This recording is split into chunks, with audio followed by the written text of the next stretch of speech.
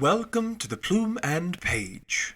Today's story is Pride and Prejudice by Jane Austen. Chapter 6. The ladies of Longbourn soon waited on those of Netherfield. The visit was soon returned in due form. Miss Bennet's pleasing manners grew on the goodwill of Miss Hurst and Miss Bingley, and though the mother was found to be intolerable, and the younger sisters not worth speaking to, a wish of being acquainted with them was expressed towards the two eldest. By Jane this attention was received with the greatest pleasure, but Elizabeth still saw superciliousness in their treatment of everybody, hardly excepting even her sister, and could not like them, though their kindness to Jane, such as it was, had a value as arising in all probability from the influence of their brother's admiration. It was generally evident, whenever they met, that he did admire her, and to her it was equally evident that Jane was yielding to the preference which she had begun to entertain for him from the first, and was in a way to be very much in love. But she considered with pleasure that it was not likely to be discovered by the world in general, since Jane united, with great strength of feeling, a composure of temper and a uniform cheerfulness of manner, which would guard her from the suspicions of the impertinent. She mentioned this to her friend Miss Lucas. "It may perhaps be pleasant," replied Charlotte, "to be able to impose on the public in such a case, but it is sometimes a disadvantage to be so very guarded. If a woman conceals her affection with the same skill from the object of it, she may lose the opportunity of fixing him, and it will then be but poor consolation to believe the world equally in the dark. There is so much of gratitude or vanity in almost every attachment, that it is not safe to leave any to itself. We can all begin freely. A slight preference is natural enough, but there are very few of us who have heart enough to be really in love without encouragement. In 9 cases out of 10, a woman had better show more affection than she feels. Bingley likes your sister undoubtedly, but he may never do more than like her if she does not help him on. But she does help him on, as much as her nature will allow. If I can perceive her regard for him, he must be a simpleton indeed not to discover it too. Remember, Eliza, that he does not know Jane's disposition as you do. But if a woman is partial to a man, and does not endeavour to conceal it, he must find it out. Perhaps he must, if he sees enough of her. But, though Bingley and Jane meet tolerably often, it is never for many hours together, and as they always see each other in large mixed parties, it is impossible that every moment should be employed in conversing together. Jane should therefore make the most of every half-hour in which she can command his attention.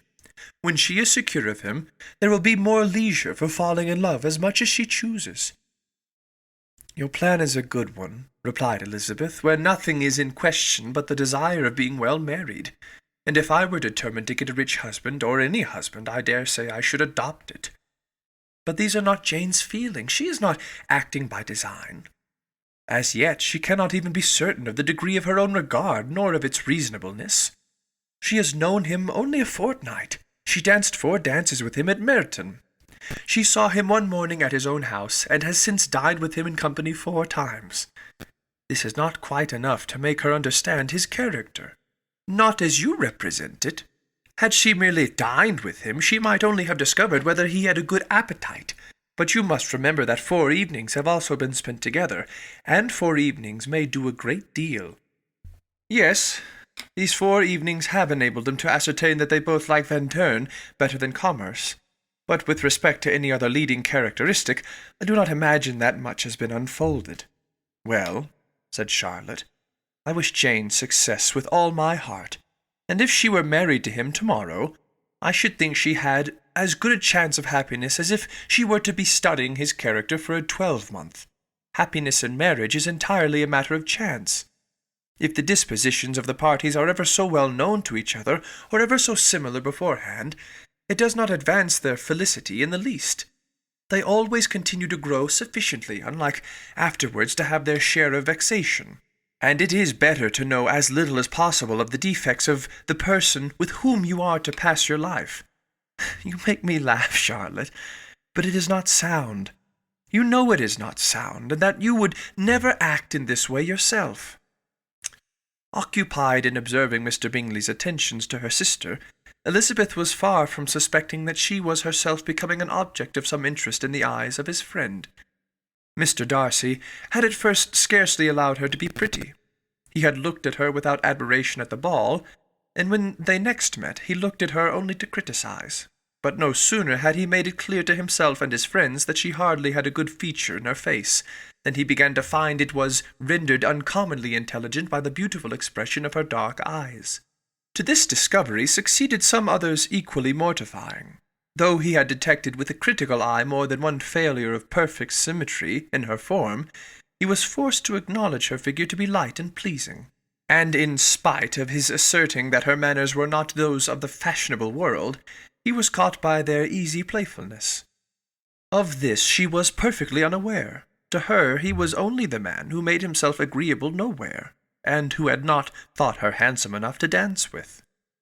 He began to wish to know more of her, and as a step towards conversing with her himself, attended to her conversation with others.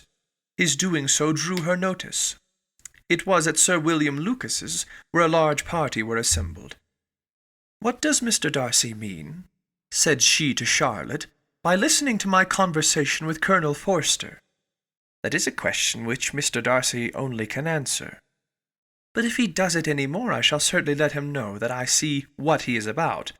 He has a very satirical eye, and if I do not begin by being impertinent myself, I shall soon grow afraid of him."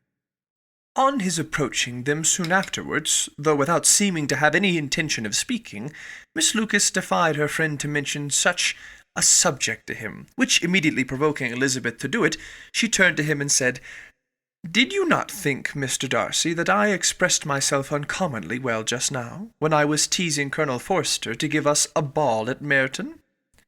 "With great energy, but it is always a subject which makes a lady energetic." "You are severe on us." "It will be her turn soon to be teased," said Miss Lucas. "I am going to open the instrument, Eliza, and you know what follows." "You are a very strange creature by way of a friend, always wanting me to play and sing before anybody and everybody. If my vanity had taken a musical turn, you would have been invaluable, but as it is, I would really rather not sit down before those who must be in the habit of hearing the very best performers." On Miss Lucas's perversing, however, she added, "Very well, if it must be so, it must." And gravely glancing at Mr. Darcy, "There is a fine old saying, which everybody here is of course familiar with, 'Keep your breath to cool your porridge, and I shall keep mine to swell my song.'" Her performance was pleasing, though by no means capital. After a song or two, and before she could reply to the entreaties of several that she would sing again, she was eagerly succeeded at the instrument by her sister Mary, who having, in consequence of being the only plain one in the family, worked hard for knowledge and accomplishments, was always impatient for display. Mary had neither genius nor taste, and though vanity had given her application, it had given her likewise a pedantic air and conceited manner, which would have injured a higher degree of excellence than she had reached. Elizabeth, easy and unaffected, had been listened to with much more pleasure, though not playing half so well, and Mary, at the end of a long concerto, was glad to purchase praise and gratitude by Scotch and Irish airs, at the request of her younger sisters, who, with some of the Lucases, and 2 or 3 officers, joined eagerly in dancing at one end of the room. Mr. Darcy stood near them in silent indignation at such a mode of passing the evening, to the exclusion of all conversation, and was too much engrossed by his thoughts to perceive that Sir William Lucas was his neighbour, till Sir William thus began, "What a charming amusement for young people this is, Mr. Darcy! There is nothing like dancing after all. I consider it as one of the finest refinements of polished society." "Certainly, sir, and it has the advantage also of being in vogue amongst the less polished societies of the world. Every savage can dance." Sir William only smiled. "Your friend performs delightfully," he continued after a pause, on seeing Bingley join the group, "and I doubt not that you are an adept in the science yourself, Mr. Darcy." "You saw me dance at Meryton, I believe, sir?" "Yes, indeed, and received to no inconsiderable pleasure from the sight. Do you often dance at St. James's?" "Never, sir." "Do you not think it would be a proper compliment to the place?" "It is a compliment which I never pay to any place if I can avoid it." You have a house in town, I concede?" Mr. Darcy bowed. "I had once had some thought of fixing in town myself, for I am fond of a superior society, but I did not feel quite certain that the air of London would agree with Lady Lucas." He paused in hopes of an answer, but his companion was not disposed to make any, and Elizabeth at that instant moving towards them, he was struck with the action of doing a very gallant thing, and called out to her, "My dear Miss Eliza, why are you not dancing? Mr. Darcy, you must allow me to present this young lady to you as a very desirable partner. You cannot refuse to dance, I am sure, when so much beauty is before you."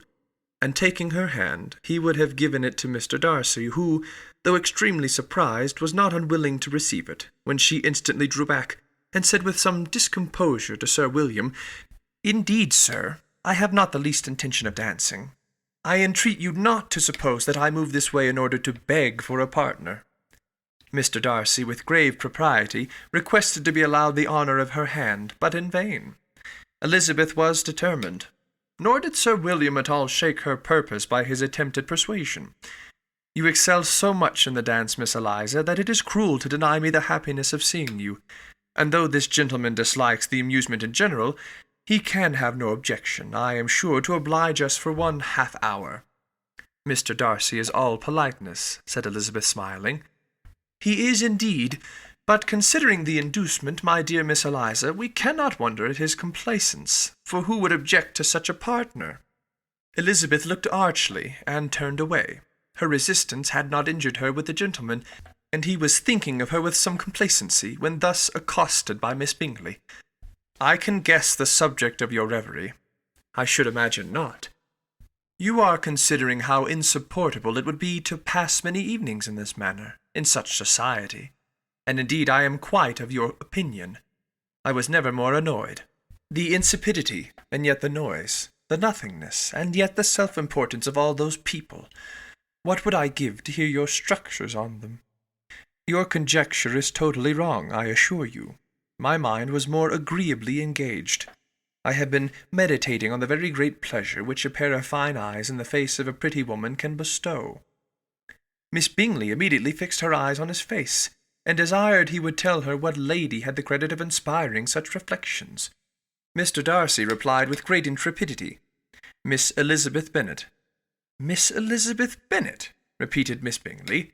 "I am all astonishment. How long has she been such a favourite? And pray, when am I to wish you joy?" "That is exactly the question which I expected you to ask. A lady's imagination is very rapid. It jumps from admiration to love, from love to matrimony in a moment. I knew you would be wishing me joy. Nay, if you are serious about it, I shall consider the matter is absolutely settled. You will be having a charming mother-in-law, indeed. And, of course, she will always be at Pemberley with you." He listened to her with perfect indifference while she chose to entertain herself in this manner, and as his composure convinced her that all was safe, her wit flowed long,